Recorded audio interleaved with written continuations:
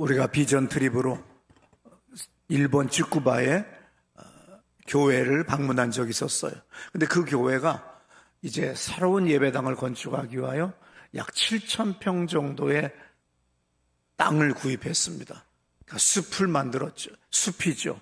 아주 그냥 거대한 나무들이 많이 있는 숲을 만들어서 거기다가 예배당을 건축하겠다고 그러고, 그동안에는 그 숲에 공지에다가 고구마, 감자, 여러 가지 작물들을 심고 추수감사절이 되면 모두 다 모여서 그곳에서 잔치를 벌려요.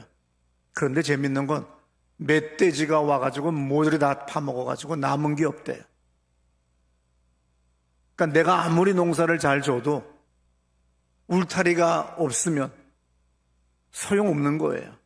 내가 축복을 받았지만 영적인 울타리가 없으면 그 축복이라고 하는 것이 하루아침에 마귀 귀신 장난에 의해서 다 날아갈 수밖에 없습니다. 또 내가 아무리 돈을 많이 벌었다고 해야 할지라도 내게 질병이 왔어요. 하나님의 영적인 축복의 울타리가 있어야 되는데 이 울타리가 없으면 모든 것 다 놔두고 세상을 떠날 수밖에 없다고 하는 이 비극을 우리는 알아야 됩니다. 그래서 축복의 울타리라고 하는 제목으로 2주, 3주 아니면 4주, 주님이 영감 주시면 한 5주 걸쳐서, 그래서 여행도 가지 마시고 1월 달에는 축복의 울타리를 내가 잘 쳐야 된다. 여러분 아시다시피 어떤 돈을 벌었고 엄청난 지위와 명예를 갖게 됐지만 건강이 허락하지 못함으로 말미암아 모든 것을 내버려 둘 수밖에 없어요. 그리고 배란간 구설에 휘말려서 지난날의 죄악들이 다 드러나요. 남의 죄악만 우리가 굳이 손가락질할 필요는 없어요. 사실은 주님이 지혜와 계시의 정신을 주시면 내 죄가 더 더러워요. 근데 저 사람은 발각됐던 사람이고 나는 주님의 은혜로 말미암아 주님이 감추어 주셨기 때문에 독수리 날개로 품어주듯이 나를 감추어 주셨기 때문에 내가 발각이 안 됐을 뿐이지 사실은 내 죄가 더 큽니다. 사도 바울이 고린도전서 3장 16절 17절에서 뭐라고 말하냐면 너희가 하나님의 성전인 것과 하나님의 성령이 너희 안에 계시는 것을 알지 못하느냐. 그러니까 우리가 내 육체가 하나님의 성전이고 곧 주님은 어디에 거하시느냐? 망우리 공동묘지 아니면 어떤 좋은 나라, 경치 좋은데 높은 산 그런 곳에 계신 게 아니에요. 그런데 나 귀신이 있어요. 주님은 오늘 내 안에 함께 계시다는 거죠. 그래서 17절에 다 같이 읽으실까요? 누구든지 성전을 더럽히면 하나님이 그 사람을 멸하시리라. 하나님의 성전은 거룩하니 너희도 그러하니라. 예수님도 자신의 몸이 성전이라고 말씀을 하셨어요. 건물의 개념에서 생명 자체로 전환시키신 분이 예수님이죠. 우리가 우리의 육체를 건강하게 만들고 유지시키는 것은 아주 중요해요. 그래서 예전에 어른들은 밥을 만든다 안 해요. 집을 짓는다 그래요. 약을 짓는다 그럽니다. 그리고 밥도 짓는다 그래요. 밥을 잘 지어야 가족이 건강해지는 거예요. 그래서 식사는 뭐예요? 예배와 같은 거예요. 유대인들의 사고는 아브라함, 조슈아, 헤셀 이 사람이 뭐라고 얘기했냐면 식탁은 제단과 같고 식사는 예배와 같다 그랬어요. 사람은 혼자가 아니다라고 하는 이 책에서 아브라함, 조슈아, 헤셀이 한 아주 유명한 이야기입니다. 식사는 단순한 생존 행위가 아니라 거룩한 기쁨과 영적인 의미를 담는 행위로 묘사한다. 그래서 시간의 지성소로 들어가는 과정이 바로 식사다. 그러므로 식사는 뭐냐? 예배다. 이런 사상이 생긴 이유가 뭐냐면 서기 70년에 그리고 서기 70년 이전에 예수님이 언젠가 말씀하셨어요. 이 성전 위에, 이 땅 위에, 돌 위에 돌 하나 남지 않고 철저하게 파괴될 거라고 예언하신 적이 있었습니다. 그 예언의 말씀대로 로마가 온 세계를 그 당시 정복하고 있었는데 이스라엘의 근본주의에 속하는 사람들이 대단히 이렇게 잘 공격적이에요. 순응을 안 하죠. 그러니까 어떡합니까? 로마 제국은 제국 전체의 통치를 위해서라도 덤비면 죽여버린다. 징기스칸의 몽골 제국도 그렇죠. 협조하면 살려준다. 너희의 종교, 너희의 언어, 너희의 문화 인정해주겠다. 그러나 덤비면 전멸시킨다. 이것이 고대 제국들의 기본 방침이에요. 아무쪼록 티토 장군이 로마에 대항하는 이 사람들이 끝까지 저항을 하니까 아예 그냥 가루를 만들어 버리겠다. 이놈의 자식들은, 이 사람 생각이에요, 성전을 중요시하지, 박살을 내버려라. 아예 그냥 갈아 뭉개버려라. 그 옛날에 불도저도 없는데 갈아 뭉개버렸어요. 그리고 개선했을 때 개선문을 콜로세움 부근에 지금도 가면 그 개선문이 있고 그 개선문 안에 부조로 만들어져 있는 그림들이 있는데 이스라엘을 어떻게 정복했는지, 그리고 무엇을 가지고 왔는지에 대한 그런 내용들이 그 개선문에 있어요. 파리의 개선문이 먼저 있는 것이 아니라 바로 이 개선문이 먼저 있었던 거죠. 그래서 성전이 파괴되니까 제사를 지냈어요. 성전에서 제사를 지냈습니다. 피의 제사를 지냈어요. 그런데 이제는 더 이상 제사를 지낼 성전이 없고 도구도 없고 아무것도 없어요. 이때 이 랍비들이 생각했을 때 각 가정이 식탁이 과거 성전의 제단을 대신한다. 이제 더 이상 우린 드릴 것도 없고 우리 몸밖에 없다. 그러므로 오늘 우리의 식탁이 곧 제단이고 오늘 우리가 다 주 안에서 식사를 통하여 주님 앞에 제사를 드린다고 하는 그 개념이 새롭게 랍비들이 가르쳐 주기 시작했습니다. 그래서 식사는 배고픔을 위해서 육체를 채우는 것을 넘어서 하나님이 주신 생명을 영접하고 감사하는 예배의 형태로 발전을 해요. 그래서 식사는 하나님과의 관계 속에서 이루어지는 신성한 행위라는 거죠. 맛집 찾아다니면서 값비싼 거 먹는 거, 그건 처먹는 거고, 하나님의 성전인 나의 육체를 건강하게 유지하도록 지혜롭게 균형 잡힌 식사를 하는 것은 곧 예배에 속한다는 거죠. 근데 예배는 당연히 기도가 있어야 되잖아요. 그래서 항상 손을 닦는 정결례 예식이 있고, 그 다음에 코셔, 정확하게 피를 제거하고 이스라엘 율법에, 모세의 율법에 기록된 그런 음식, 근데 그런 음식들을 쫙 보면 상하기 쉬운 것들이에요. 그래서 돼지고기는 못 먹게 해요. 왜냐하면 옛날에 냉장고가 없는데 온도는 높아요. 그러면 사람들이 식중독에 걸려 죽어요. 그래서 돼지는 못 먹어요. 잘 상하는 것들. 그래서 식사는 예배 같은 것이기 때문에 바로 앉아서 먹어야 돼요. 조심하게 천천히 꼭꼭 씹어서 감사하면서 먹어야 돼요. 그리고 다 끝난 다음에 다시금 또 감사를 드려야 돼요. 이러면 하나의 제사가 되고 곧 오늘날 신약적인 용어로 예배가 되는 겁니다. 식사를 차려놓고 원망과 불평으로 밥을 차리지 마세요. 밥을 짓는 사람이 돼야 돼요. 그냥 아이고 이 왼수는 꼭 밥을 아침에 처먹고 간대. 남편을 그렇게 함부로 얘기하지 마세요. 글쎄 우리 남편이 은퇴하고 나서는 나가지도 않아요. 3번을 다 먹어. 그냥 삼식이야, 삼식이. 어머나 일식이가 되지 왜 삼식이야? 우리 남편은 이식이야. 그래서 저는 일식이 하기로 했어요. 아침만 먹고 나머지 점심과 저녁은 꼭 교인들과 함께 바깥에서 먹고 들어가는데 혹시나 먹을 교인이 없으면 집에 들어가기 전에 전화합니다. 들어가도 되나요? 저녁은 주시나요? 그렇지만 여러분, 남편 밥 해주는 거, 자식 밥 해주는 거를 왜 꼭 아침부터 꼭 밥을 먹어야 되느냐, 국을 먹어야 되느냐, 천 먹어야 되느냐, 그러면 안 됩니다. 오늘 남편이 3끼를 다 먹으면 하나님 감사합니다. 내 남편 당뇨도 안 걸리고 신장투석도 안 하고 건강하게 3끼를 다 먹습니다. 또 간식까지 먹네요.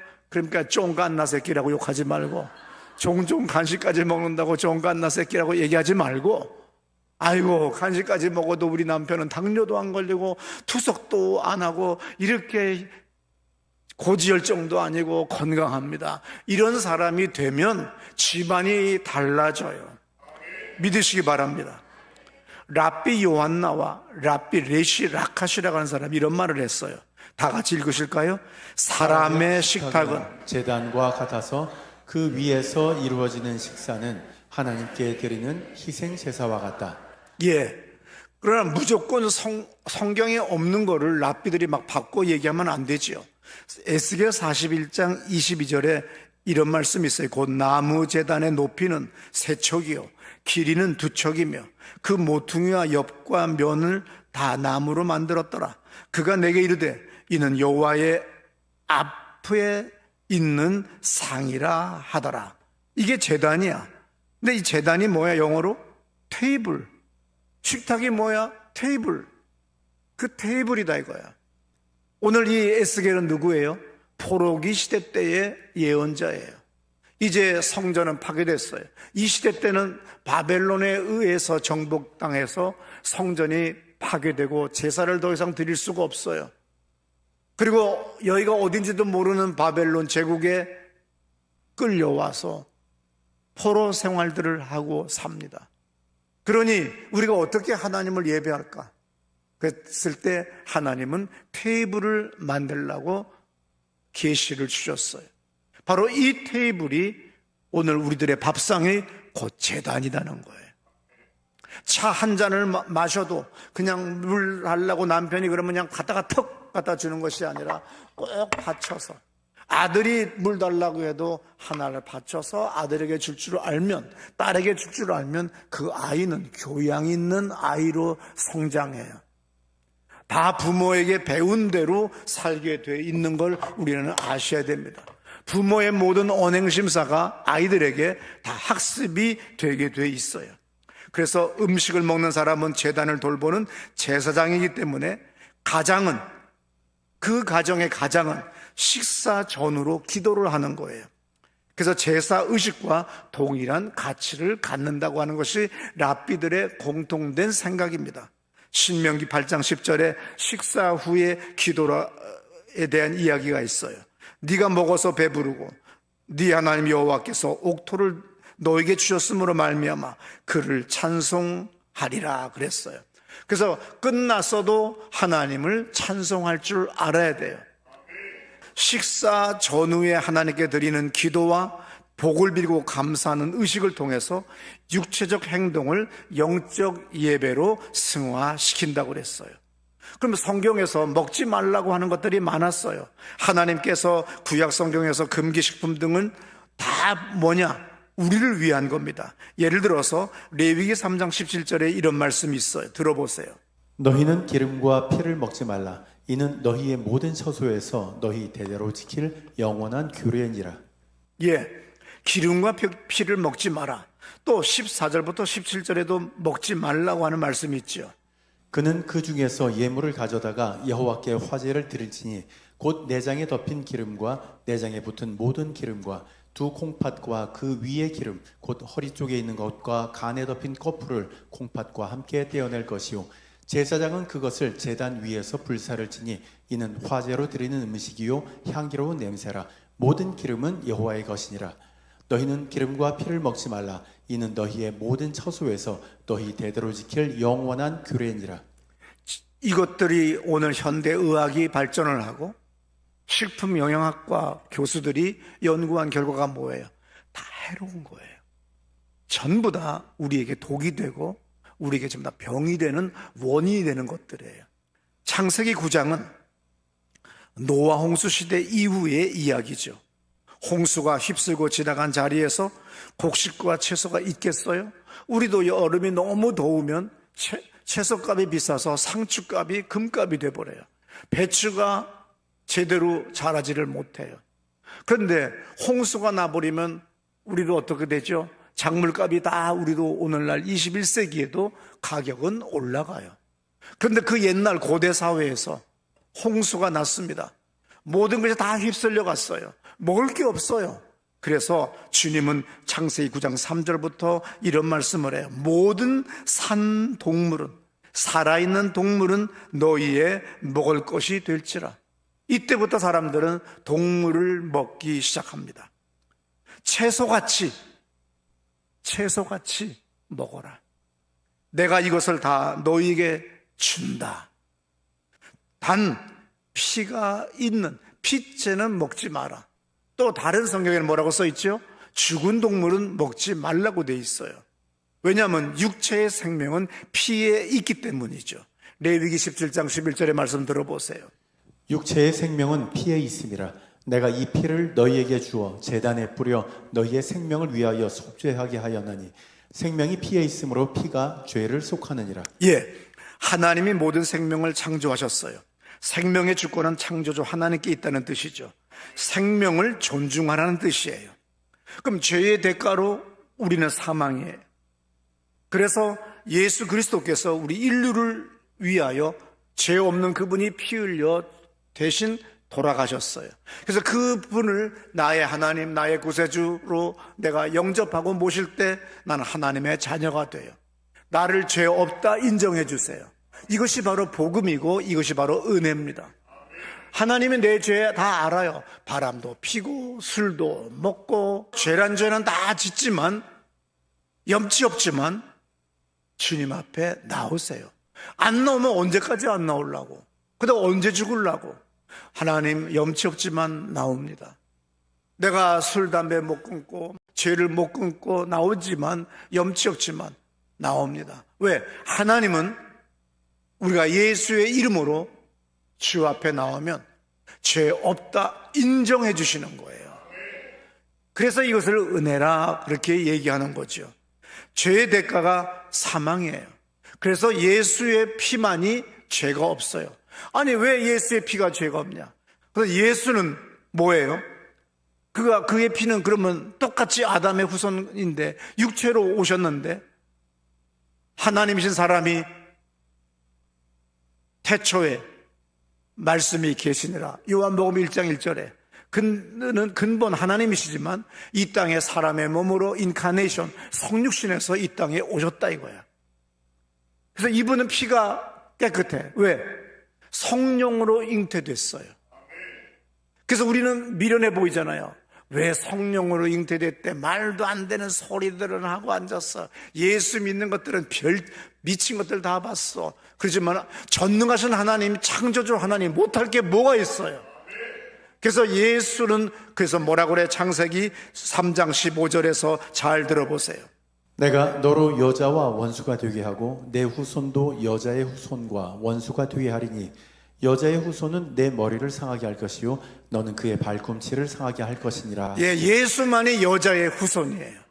사복음서를 읽어보면 예수님은 사람들과 식사하는 모습이 많이 기록되어 있어요. 그래서 로버트 카리스라고 하는 분이 이런 말을 썼어요. 누가복음의 예수님은 항상 식사하러 가시거나 식사 중이시거나 식사를 마치고 나오는 중이다. 성경을 보게 되면 예수님의 생애를 보게 되면 항상 잡수신다. 식사로 가시거나 식사 중이시거나 식사를 마치고 나오는 중이다. 그래서 가정에서의 식사, 교인들과의 식사, 콩 한 조각도 늘 나누려고 애를 쓰세요.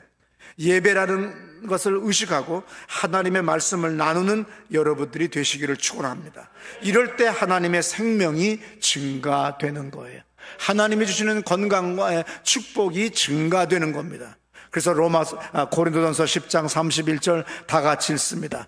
그런즉 너희가 먹든지 마시든지 무엇을 하든지 다 하나님의 영광을 위하여 하라. 예, 우리는 뭐든지 하나님의 영광을 위해서 하라고 하는 것이 바로 랍비들, 유대인들은 유대 종교에서는 식사도 하나의 예배라는 거예요. 사도행전 2장 46절부터 보면 이런 말씀이 있죠. 날마다 마음을 같이하여 성전에 모이기를 힘쓰고 집에서 떡을 떼며 기쁨과 순전한 마음으로 음식을 먹고 하나님을 찬미하며 또 온 백성에게 칭송을 받으니 주께서 구원받는 사람을 날마다 더하게 하시리라. 예, 그래서 여기서도 보면은 이렇게 떡을 뗀다고 하는 것이 바로 아까 얘기했듯이 떡을 만들어 놨어요. 빵을 만드는 거죠, 사실은. 그래서 이걸 대체로 우리가 총 15명이지 이따가 누구는 늦게 오지, 그래서 떡을 내가 요만큼만 먹어야지 이래 되는데 그냥 다 왔지 나 이거 되게 좋아해 이러면서 다 먹어버리는 거야. 그래서 성경에 참 떡 되는 것까지 다 이야기할 정도죠.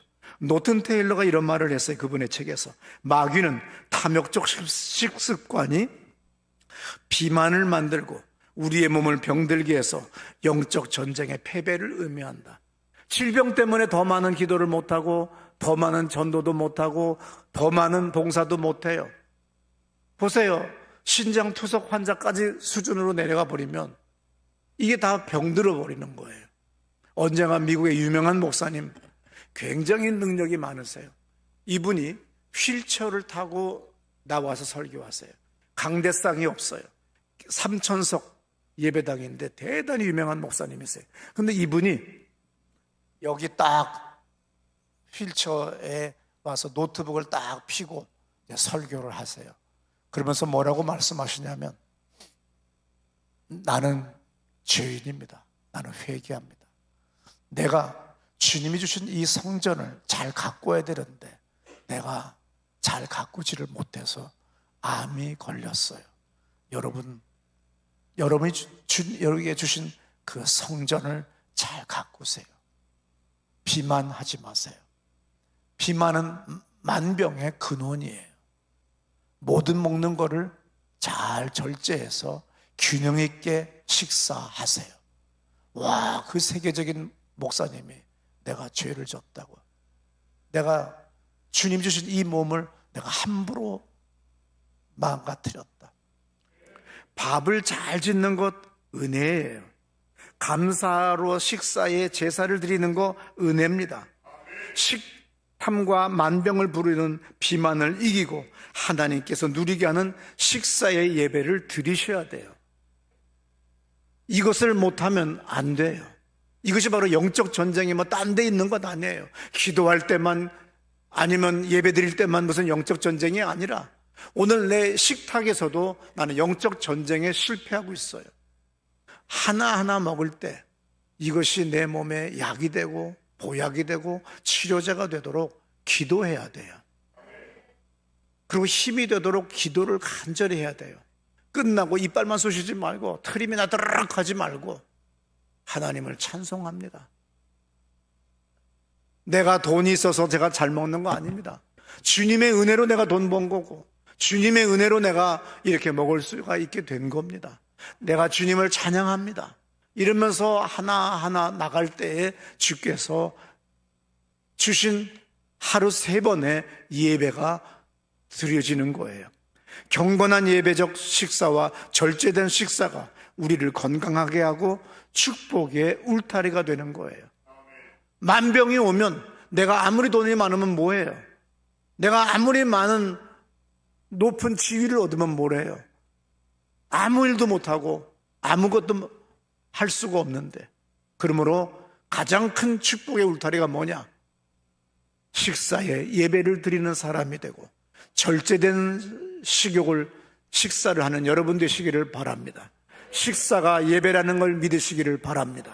우리 다 자리에서 일어나셔서 하나님, 내가 새해에는 내가 잘 먹고 잘 살게 해주세요. 그러나 아무거나 먹고 탐욕 그리고 탐식이 되지 않게 하여 주시고 내 몸을 잘 관리하여 내 아이들을 잘 가르쳐서 건강하고 맑고 깨끗한 정신과 영혼을 소유한 아들, 딸, 하나님께 영광 돌리는 아들, 딸 되게 하여 주옵소서. 우리 다 같이, 그리고 하나님, 우리 모든 교인들 건강 주시고 치료의 광선을 비춰 주세요. 두 손 들고 기도합니다. 하나님 아버지,